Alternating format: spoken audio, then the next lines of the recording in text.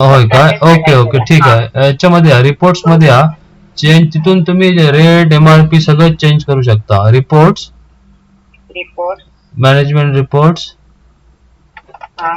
Click करा तिथे. Reports वरती आहे तो का? रिपोर्ट्स मध्ये त्याच्यामध्ये मॅनेजमेंट रिपोर्ट आहे बघा.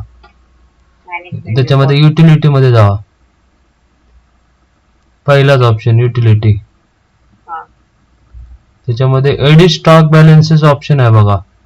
जरा खाली आल्यावर पाचवा ऑप्शन, 6वा एडिट स्टॉक बॅलन्सेस.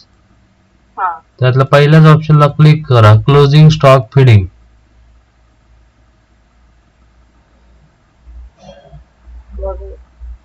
पहिलाच ऑप्शन आहे बघा, closing stock feeding.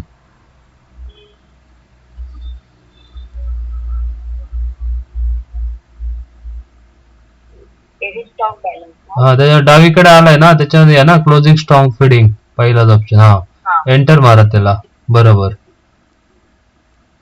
Okay, enter मारा. त्या ऍक्सेप्ट करा मॅडम इथे.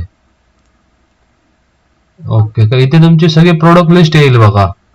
ओके, आता ज्या प्रोडक्टला अपडेट करा त्याला एंटर बटन दाबा.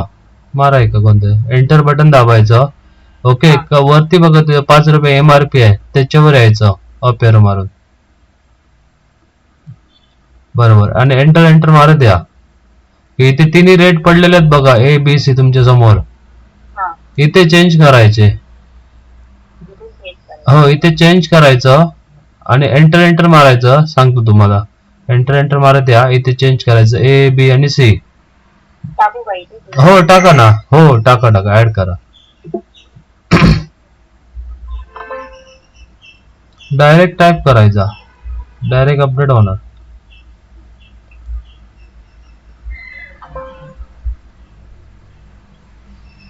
बरोबर, आणि एंटर मारा. ओके, ही विंडो एस्केप केला तरी चालेल. एकदा एस्केप मारायचा.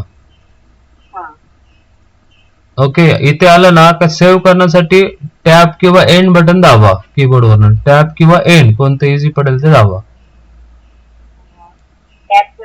हो, येस. ओके, बस ही विंडो एस्केप करा. तर तुमचे ते तिन्ही रेट अपडेट झाले त्या प्रोडक्टचे. ओके, अशा प्रकारे करत चला मॅडम. ओके, रेट अपडेट करून झाले ना का एकदा एस्केप करून बाहेर सांगतो. या अजून एस्केप करा एकदा. झाले सगळे अपडेट करून याच्यामध्ये यायचं, पुन्हा रिपोर्ट्स मध्ये यायचं. Reports, management report. त्याच्यामध्ये इथेच बघा तो मास्टर रेट अपडेट ऑप्शन आहे बघा. युटिलिटीच्या खालीच आहे बघा, खालून तिसरा मास्टर रेट अपडेट. त्याला क्लिक करा किंवा एंटर मारा त्याच्यावर. मी तुम्हाला हे पाठवतो, लिंक पाठवतो व्हिडिओ. ओके, एंटर मारा आणि इथे शुअर टाईप करा, SURE, आणि एंटर मारा फक्त. बस झाले अपडेट. ओके, तर मग अशा विंडोवर तुम्ही तुमची sale rate, MRP, purchase rate चुकलं सगळं अपडेट करू शकता तिथे. Okay madam. हो, त्याचं लगेच तुम्हाला लिंक पाठवतो मी. ओके, अशा प्रकारे तुमचे ऍड केलेल्या स्टॉकचे तुम्ही रेट्स अपडेट करू शकता.